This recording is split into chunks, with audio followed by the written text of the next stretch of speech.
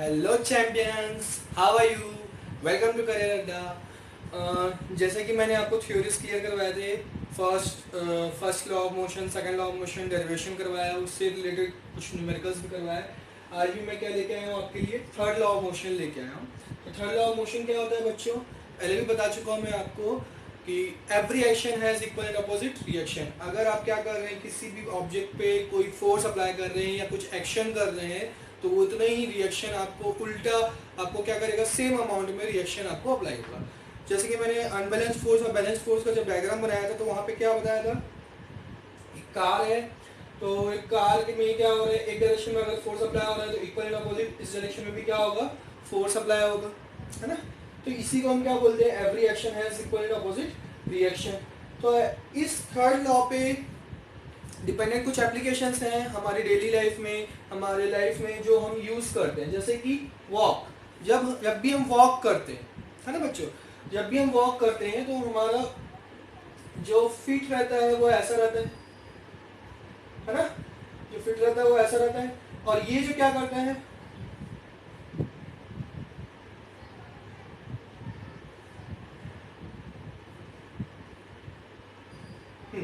जब भी हम वॉक करते हैं तो यहाँ सामने की तरफ से हम क्या करते हैं, फोर्स अप्लाई करते हैं। तो जो अर्थ रहती है, ग्राउंड रहता है, वो क्या करता है, उतना ही इक्वल एंड अपोजिट हमको क्या करते हैं, रिएक्शन फोर्स अप्लाई करते हैं, जिसके कारण हम आगे की तरफ बढ़ पाते हैं, है ना। तो वॉक में भी हम सोचिए बच्चों, फिजिक्स घुसा हुआ है। मैंने पिछले लेक्चर में बताया था कि फिजिक्स हर चीज में है।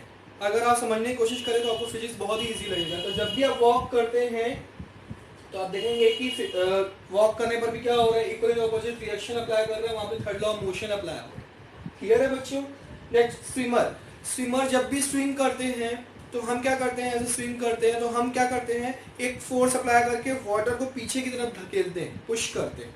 ऐसे करके हम करते हैं, वाटर को पीछे की तरफ क्या करते हैं, पुश करते हैं।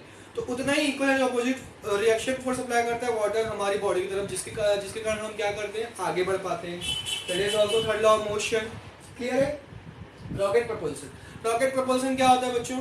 जब भी आपने रॉकेट देखा होगा, जब रॉकेट ऊपर साइंटिस्ट लोग भेजते हैं स्पेस में, तो रॉकेट्स में पीछे की तरफ क्या होता है, बहुत फ्यूल बर्न होके उसमें से क्या निकलता है, स्मोक निकलता है ना, बहुत ज्यादा स्मोक निकलता है। उसी को हम क्या बोलते हैं, रॉकेट प्रपोल्सन बोलते हैं।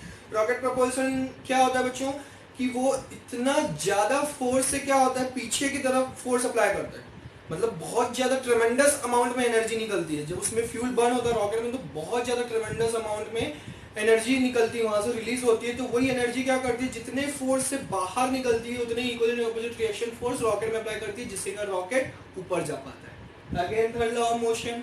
क्लियर है? Recoil of gun, recoil of gun क्या होता है बच्चों, कि जब भी हम गन से फायर करते हैं, बुलेट फायर करते हैं, तो गन क्या करती है, पीछे की तरफ हमको झटका मारती है ना, क्योंकि बहुत ज्यादा स्पीड से उसमें क्या होता है, बुलेट फायर होता है, और बुलेट जितनी स्पीड से बाहर निकलता है उतना इक्वल अपोजिट फोर्स किसमें क्या होता है, गन में अप्लाई करता है, और गन के थ्रू हमारी बॉडी को वहां पे क्या होता है, जर्क लगता है। तो इसीलिए देखा होगा आपने मूवीज वगैरह में भी, जब भी गन को हम फायर करते हैं, बड़ी वाली गन तो से फायर करते हैं, तो हम क्या करते हैं, यहाँ पे शोल्डर पे उसको फिट करके रखते हैं, ताकि शोल्डर में क्या हो, ज्यादा हमको जर्क ना लग पाए, है ना। तो ये भी रिकॉइल ऑफ गन क्या है, थर्ड लॉ ऑफ मोशन से रिलेटेड है। तो जैसे इसमें से बुलेट निकलती है, तो क्या होता है कि वहां से गन क्या होता है, वापस बैकवर्ड डायरेक्शन में उसमें फोर्स अप्लाई होता है, जिसको हम क्या बोलते हैं, रिकॉइल ऑफ गन। क्लियर है? होस पाइप, होस पाइप क्या होता है बच्चों, आपने देखा होगा, टन टन टन टन टन टन आवाज सुने हो कि सुने हो, है ना।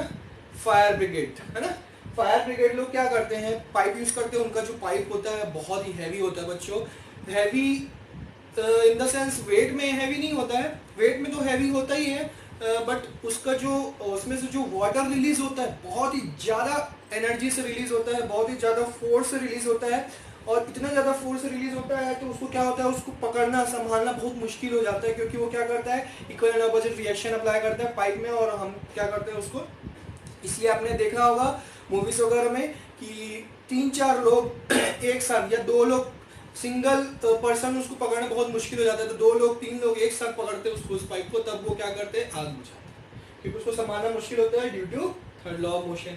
तो ये एप्लीकेशंस आपको समझ में आए बच्चों, इन्हीं एप्लीकेशन से रिलेटेड क्वेश्चंस आएंगे एग्जाम में, तो आप लिख लेंगे।